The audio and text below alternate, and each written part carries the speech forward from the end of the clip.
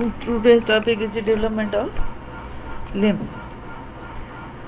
Okay इसमें objectives ये हैं जो आपको इसमें कवर करने के कि डेवलपमेंट्स ऑफ लिम्स में मसल्स कैसे बनती हैं, अपर लिम्ब की, लोअर लिम्ब की आपने पढ़ा है, फ्लेक्सर्स हैं, एक्सटेंसर्स हैं, फिर उनकी नर्व्स कैसे होती हैं, रोटेशन वगैरह, ठीक है। और थोड़ा सा ओसिफिकेशन वो जनरल एनाटॉमी में पढ़ा है, लेकिन इसमें भी थोड़ा सा करेंगे, ठीक है। अब यहाँ पे आप ये देखें, ये जो डायग्राम है, this diagram shows this is the neural tube, this is notochord and this is the paraxial mesoderm which forms the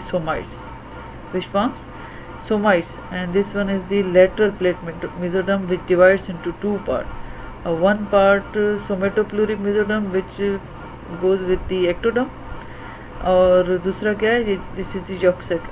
Other part which goes around the yolk sac is called the splenopluric mesoderm. मैंने बताया था सोमेटोप्लूरिक से क्या बनती है, skeletal muscles, और स्प्लेक्नोप्लूरिक से क्या बनेंगी, स्मूथ मसल्स, क्योंकि जॉक से क्या बना रहा था, जीआईटी, ठीक है। तो जीआईटी की स्मूथ मसल्स इससे बनेंगे। अब ये साइड में यही लिखा हुआ है, paraxial mesoderm, lateral plate mesoderm and neural crests. Paraxial mesoderm forms the segmental series जो हमने पढ़ा था, जिसको मैंने कहा था सोमाइट्स, ठीक है। फिर हमने डिफ्रेंशिएशन पढ़ी थी, somites divides into sclerotome, dermatome and myotome. यहाँ पे डर्मेटोम एंड मायोटोम को साथ मिला के भी हम लिख सकते हैं, डर्मो मायोटोम, ठीक है। अच्छा, मीजनकाइम को मैंने पहले भी बताया था कि mesenchyme have property to forms, it can forms the cells of cartilage, cells of bone, cells of muscles and blood and connective tissue, ठीक है। सो ये सारी चीज़ें जो हैं बनती हैं, ये मेसोडर्मल इन ओरिजिन है। अब यहाँ पे आप देखो the embryonic connective tissue. First of all you should know what is embryonic connective tissue. ये सर इलियास ने एम्ब्रायोलॉजी में भी बताया होगा। ये जो डायग्राम कोने में नज़र आ रही है, ये एम्ब्रानिक कनेक्टिव टिश्यू। देखो एडल्ट कनेक्टिव टिश्यू में आपको फाइबर्स भी बाकायदा पता चलते हैं कि this is the collagen fibre, reticular fibre and elastic fibres, and the cells are fibroblast and macrophages, mast cells वगैरह सब अलग से पता चलते हैं। But this is the embryonic connective tissue. Embryonic connective tissue में हमें सेल्स डिफ्रेंशिएट नहीं हो सकेंगे। दीज सारे सेल्स आपको ऐसे लग रहा है स्टार शेप है। These cells are called the mesenchymal cells, ठीक है। अब मीजनकाइमल ये सेल्स हैं। अब देखो यहाँ पे ये क्या लिखा है, मीजनकाइमल सेल्स और the embryonic connective tissue is gelatinous, mean gelatinous material है जिसमें ये मीजनकाइमल सेल्स मौजूद हैं। The mesenchymal cells migrate and differentiate into different type of the primitive cells such as fibroblast जो कि बनाएगा एडल्ट में कनेक्टिव टिश्यू फार्मिंग सेल्स हैं, कॉन्ड्रोब्लास्ट होंगे तो वो कार्टिलेज बनाएगा, ऑस्टियोब्लास्ट होंगे तो mesenchymal cells can differentiate into fibroblast, chondroblast and the osteoblast। तो फिब्रोब्लास्ट जो बनेंगे वो कनेक्टिव टिश्यू बनाएंगे, जो कॉन्ड्रोब्लास्ट होगा वो कार्टिलेज बनाएगा, और जो ऑस्टियोब्लास्ट होंगे वो क्या बनाएंगे, बोन फार्मिंग सेल्स, ठीक है। अब यहाँ पे क्या, mesenchymal cells in parexial mesoderm forms the osteoblast। क्या बना रहे हैं, osteoblast। इसका मतलब है osteoblast है तो बोन फार्मिंग सेल्स है। वर्टिब्रल कॉलम मीन एलिमेंट्स, जैसे मैंने कहा था कि sclerotome will forms the vertebrae and ribs, ठीक है। और दूसरा क्या है, mesenchyme in the somatopluric, जो मैंने कहा था कि एक्टोडर्म के साथ जा रहा है। तो वो बोन्स, लिम्स में भी तो बोन्स है ना, तो it transform into the osteoblast. वहाँ पे भी ये ओस्टियोब्लास्ट ही बन रहा है, लेकिन वहाँ क्या बना रहा है, will form the pelvic and pectoral गिर्डल and also the bones of the upper and the lower limbs, ठीक है। जो मीन ये बात जो नीचे वाली बात कर रहा है, दिस इज द सोमेटोप्लूरिक की बात है। किसकी, सोमेटोप्लूरिक। और ये जो है ये पारेक्सियल मेसोडर्म के उस पोर्शन की बात है जो डर्मेटोम और मायोटोम स्क्लेरोटोम है। ये क्या है, स्क्लेरोटोम, क्योंकि डर्मेटोम डर्मिस बनाएगा, मायोटोम मसल्स बनाएगा, ये बोन्स बना रहा है, ठीक है। तो मायोटोम जो है will differentiate into the osteoblast and forms the vertebral column वगैरह और ribs, and the somatopleuric mesoderm forms the, वो भी ओस्टियोब्लास्ट बना रहा है लेकिन वो बोन्स दूसरी बना रहा है, ठीक है। अब ओसिफिकेशन हम पहले ही पढ़ चुके हैं कि भाई जनरल एनाटॉमी में there are two types of ossification. The bone develop during the intrauterine life में पहले ही बन जाता है, ठीक है, through two types of ossification, membranous, इंट्रामेम्ब्रेनस।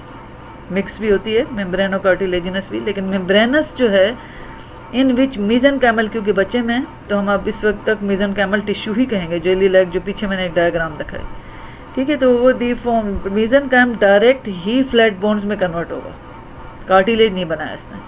तो जो इंट्रा कार्टिलेजिनस है इसमें पहले कार्टिलेज का मॉडल बनेगा, ठीक है, फिर वो कार्टिलेज के मॉडल में ऑस्टियोब्लास्ट आएंगे, जो कि मेन पहले कॉन्ड्रोब्लास्ट बने, फिर उसमें ऑस्टियोब्लास्ट की कन्वर्जन हुई और वो फिर बोन बनाएगा, ठीक है। अच्छा, इंट्रा कार्टिलेजिनस ओसिफिकेशन जो है फर्स्ट, उसमें मैंने बताया क्या बनेगा, फर्स्ट हाइलाइन कार्टिलेज का मॉडल बनेगा, किससे बना, मेसेनकाइमल कनेक्टिव टिश्यू से, ठीक है। फिर primary and secondary centre of ossification. अब देखो ये जो बोन का मॉडल है इसमें हमने अपने जनरल एनाटॉमी में पढ़ा है, ऊपर वाले से को क्या कहते हैं, एपिफेसिस, ये क्या है, डायफेसिस। तो डायफेसिस के मिडिल में यहाँ पे जो है primary centre of ossification before birth appear होता है, ठीक है।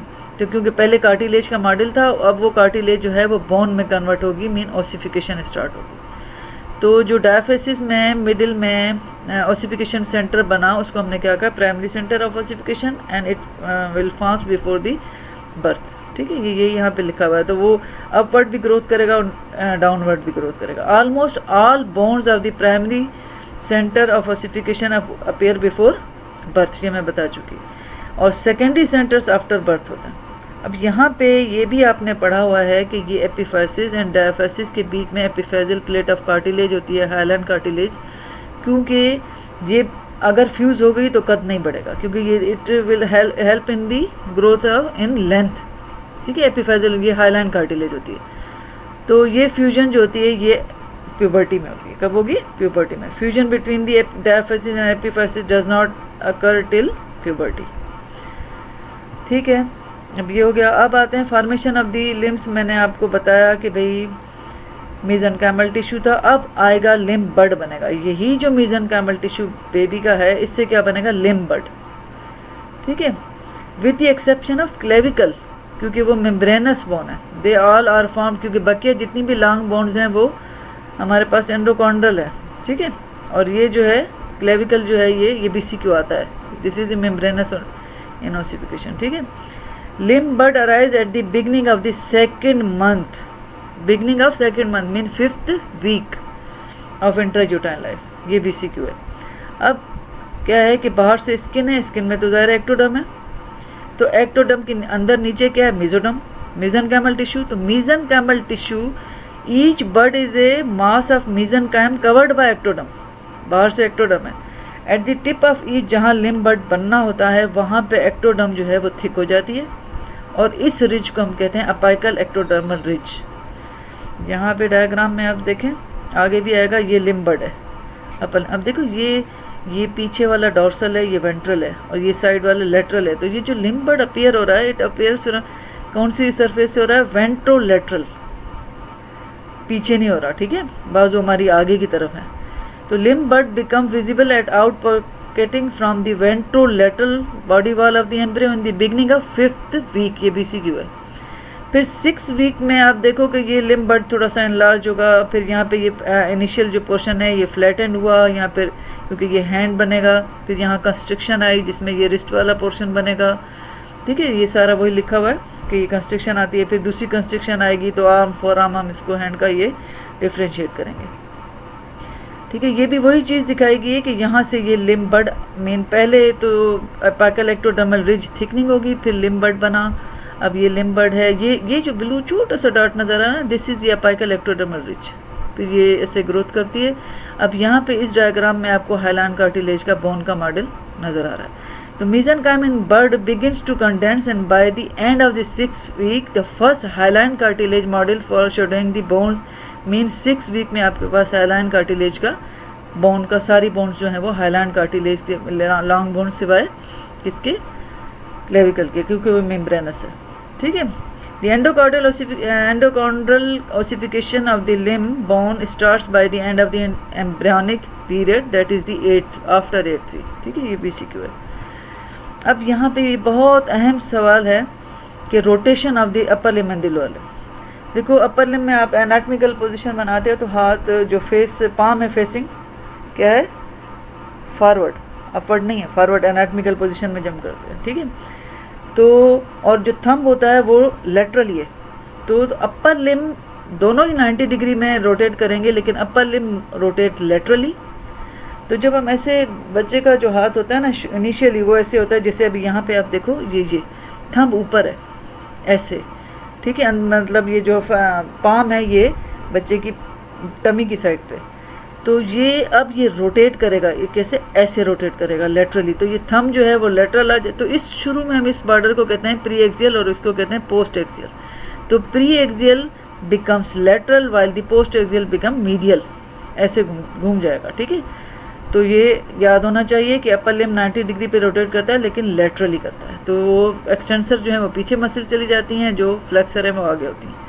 इसके अपोजिट जो है जो लोअर लिम है वो रोटेट करता है मीडियली, ठीक है। तो उसमें pre axial becomes medial and the post axial become, छोटी उंगली वाला जो है वो लेटरली हो जाता है, और प्लांटर सरफेस जो है वो नीचे होती है, जो डॉर्सल सरफेस है वो ऊपर होती है, ठीक है। तो अपर लिम मूव करेगा 90 डिग्री, रोटेट करेगा laterally, while the middle lower limb जो है रोटेट करेगा वो 90 डिग्री क्या करेगा, मीडियली करेगा।